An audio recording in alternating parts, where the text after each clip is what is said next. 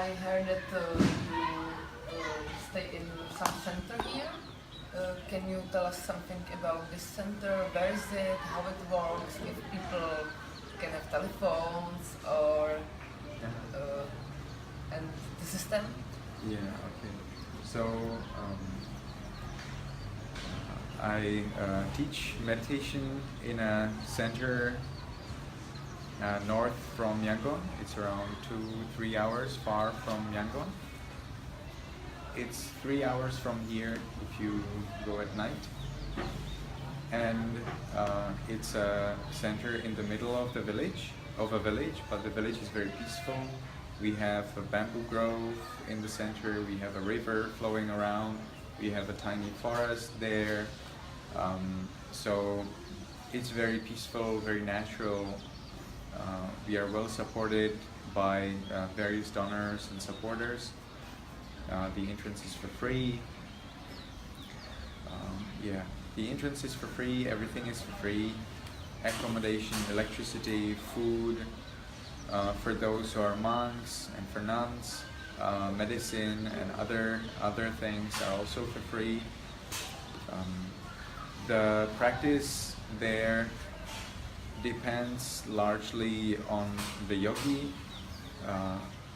I prefer to teach loving kindness in the beginning, and when the yogis master loving kindness to the 16th level in the way I teach it, then I explain to them the nature of this body, so they observe the parts of this body in the way they are, and then I explain to them how to observe the mind.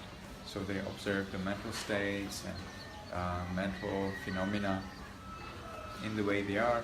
Some yogis, if they are not successful in that curriculum, I also teach them meditation on fire. So we have there a little fire place which is used for fire meditation. I also teach meditation on white color, meditation on death, meditation on 4 elements, and also meditation on breath. Meditation here means that the yogi follows the instruction. Instruction is related to what they are doing with the meditation object.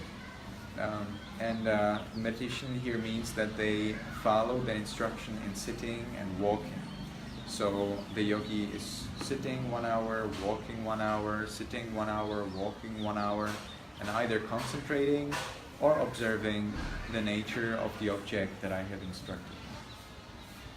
Now, of course, some people have difficulty to sit even 20 minutes at once, and I know that, and this is perfectly fine. Gradually they improve. So I explain all the different ways how to sit in detail. I show them, or my assistant shows them, and the yogis see if they can follow it. There are various exercises to improve the postures.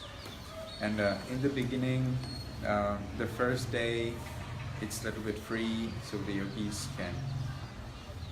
they can use their phone, they can use their internet. They don't have to meditate so much because it's the first day they're getting introduced into the center. The second day, third day, I would expect that the yogis try a little bit harder. So I would expect like 3-4 hours meditation per day are expected. Then from the 4th day onward, I expect at least 6 hours. And it doesn't mean that if a yogi doesn't meditate 6 hours, then they're punished. No, there is no punishment for not meditating. But if the yogi doesn't meditate at least 6 hours, I do not find it useful to interview them the next day. So every day the yogis come to see me or my assistant for meditation interview, and they share their experience in meditation with the teacher, and the teacher then considers whether a further explanation would be useful or whether a different kind of meditation practice would be more helpful. So 6 hours a day is minimum. There are centers in Myanmar where you are supposed to meditate 14 hours a day. There are other centers where you are expected to meditate at least 2 hours. Different centers are there in Myanmar. I have selected 6 hours because I think that in a peaceful environment 6 hours still can be helpful. But I would expect that after a week or two the yogis will meditate 8 to 10 hours regularly, regardless their length of stay in the center. So we had there, and until now we have there yogis for 3 months, 6 months, even 8 months, and they meditate every day, 8 hours, 9 hours. So yes, it is possible. And they might never ever believe that they would ever be able to meditate that much, even a single day. And many yogis come to our center, they are not able to meditate even 3 hours a day, and after 2 weeks they already meditate 8 hours a day, and they don't find it much difficult.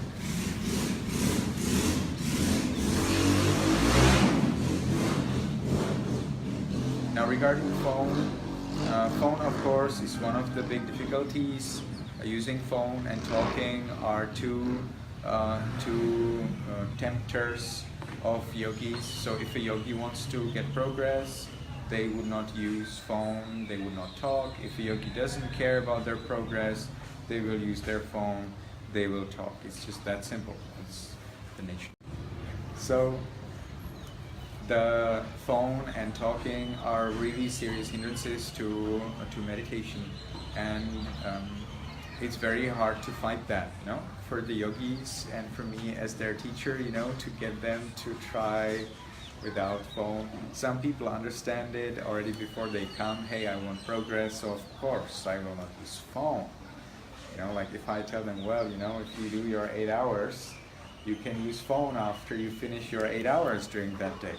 And they, what? I would never use phone. I'm here to meditate, And then others are like, I need to use my phone throughout the day, and they even leave from the center, because they are not allowed to use phone before they finish their 8 hours.